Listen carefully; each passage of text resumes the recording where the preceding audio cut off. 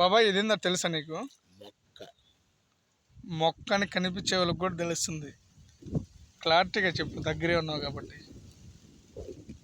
ఒక చెట్టు ఒక చెట్టుకు చిగురించిన మొక్క. మొక్క. ఈ మొక్కను గిల్లింది ఎవరు? మానవుడు. ఒక మానవుడు ఈ మొక్కను గిల్లాడంటే ఆ మొక్క ఎదుగుతుందా లేదా? ఎదగదు. ఎందుకు ఎదగదు? మొక్కని తుంచకూడదు కదా. ప్రకృతిని మనం కాపాడుకోవాలి. కానీ ఏ ఉద్దేశంతో చించుంటాడంటావు ఈ మొక్కని?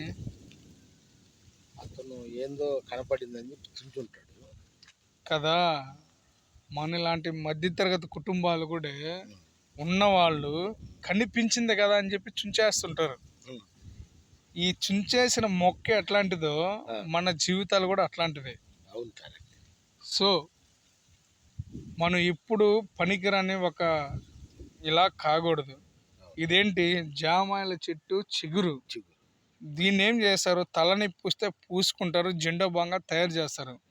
మనం కూడా ప్రతి అనుభవం ఉపయోగపడే వాళ్ళమే.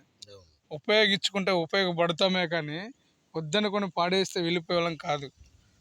ఓకేనా? ప్రతి మనిషికి విలువ ఇవ్వండి. నువ్వు చెప్పడం ఏంటంటే ప్రతి మనిషికి విలువ ఇవ్వండి, ప్రకృతిని కాపాడండి, అది మనల్ని కాపాడుతుంది. Okay, you respect, take respect. Thank you. Yes.